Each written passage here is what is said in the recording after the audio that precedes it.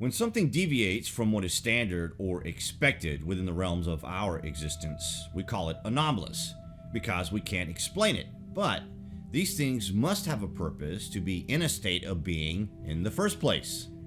There is no one question that we can ponder with consistency without eventually arriving at more questions. There will always be less answers than questions because we are constantly asking questions on top of questions, and you must consider that not only should we be looking for answers on the Earth, on other planets, and in the distant, far-reaching parts of the universe, but we must also look within ourselves for answers in this sense. If answers exist in the realms of reality within our consciousness, then this is the best place to hide them, because we have little understanding as to how we access such knowledge. We are here on Earth, right? But why are we here? Are we nothing but a growing bacteria on this planet, or are we something else? Are we humans the carriers of knowledge that has been planted in our psyche for the greater understanding? Wait till you hear this. What is knowledge? Knowledge is the understanding of a subject by acquiring either skills or mental understanding through learning facts and gathering information. But it is also awareness, and that includes our consciousness. Within our consciousness, there exists knowledge that is being slowly released through realization and sudden awareness. This is the process of invention and understanding of disciplines like math, astronomy, and science. These said things exist, and when we become more aware of their existence, we introduce our findings to the rest of our civilization, and therefore we are recognized for our contribution to our species. When we discovered flight by means of the invention of the airplane, we seen this as a necessary step in the development of our people and essential in our efforts to discover the planet Earth. And with this, we seen things from the sky that seemingly could only have been placed on Earth to be seen from above. One such discovery that was only possible with the invention of flying was in that of the discovery of the hidden sides of the Great Pyramid. Discovered in 1940 by the Royal Air Force and photographed, this showed that the Great Pyramid is an 8-sided figure, not a 4-sided figure. Each of the pyramid's 4 sides are evenly split from base to tip by very subtle concave indentations. It is not known why this is, but there are some theories as to what is going on, and it clearly adds even more depth and mystery to the greatest enigma presented to our civilization from the ancients. The builders have clearly done this deliberately, but why? It is only visible twice a year at dawn and dusk on the equinox, so you would have to assume that this is deliberate and signifies mind-boggling understanding of engineering, astronomy, maths, and geometry. So we also need to assume that the positioning of this thing is not just a coincidence, as some would suggest. Whatever this thing was, being that of a power plant, a circuit board, or astronomical clock, or indeed if it had many purposes at various stages of existence, we must first understand how it was constructed and why. We can't stress the complexity of this thing enough, and the 8 sides must be signifying something of major importance that we not yet know about.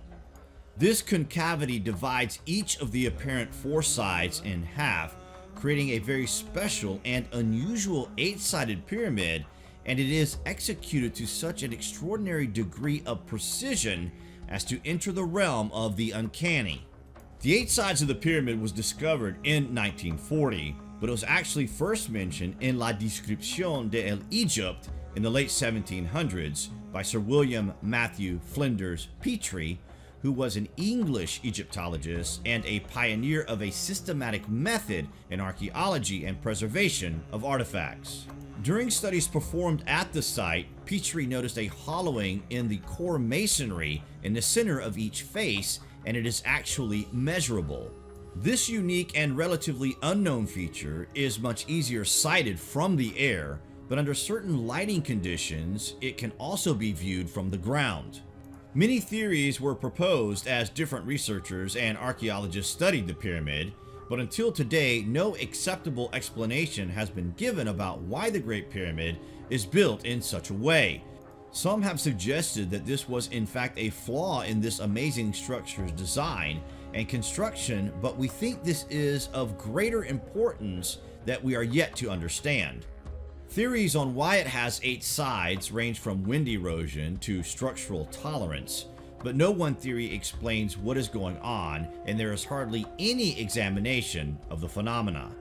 Most pyramids have individual particularities which are as of yet difficult to explain. For instance, in the Great Pyramid, as possibly in certain others, a large depression in the packing blocks runs down the middle of each face, implying a line of extra thick facing there. Though there is no special difficulty in arranging the blocks of a course in such a way that they increase in size at the middle, there is no satisfactory explanation of the feature any more than there is of the girdle blocks in the Great Pyramid's ascending passage. How the Great Pyramid was built is a time message. Supposedly built in 2550 BC using the primitive tools, equipment, materials, and technology of his day, even though no tools were ever found, no equipment was ever recovered, and no reliefs or hieroglyphics have ever documented the wonder. Yet it stands 146 meters high, 230 meters on each side with a footprint of 13.3 acres. It is built using over 2.3 million stones, most in the 2 to 6 ton range each, and some weighing up to 70 tons, and occupies 90 million cubic feet. This thing is one of the largest, best planned, and precise structures ever built, and we are supposed to believe it was done during a technologically inferior period of time. We think not.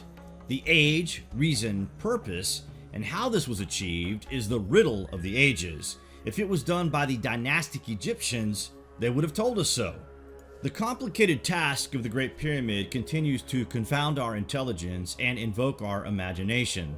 The more we learn of the enigmatic masterpiece, the more we are realizing that this is off the charts and simply must have been built by a civilization that was not only more advanced than we are, but that are also no longer of this earth.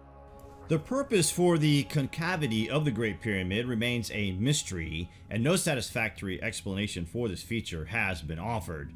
The indentation is so slight that any practical function is difficult to imagine, unless that is, its exact function was to highlight the day of the equinox, but that is absolutely ridiculous and makes as much sense as Robert De Niro acting like Jim Carrey in Ace Ventura. This massive wonder was built to face true north. In fact, it's the most accurately aligned to north of any structure in the world. Despite being made many thousands of years ago, the pyramid still faces that direction with just a minimal error. However, this is because the North Pole shifts over time, which means at one time, the pyramid was spot on. How the builders knew how to do this and why it was done is so mind-boggling, out of this world, that we are simply told it was the tomb of the king, despite nothing backing this up whatsoever. What do you guys think about this 8-sided anomaly in the ancient marvel? Comments below, and as always, thank you for watching.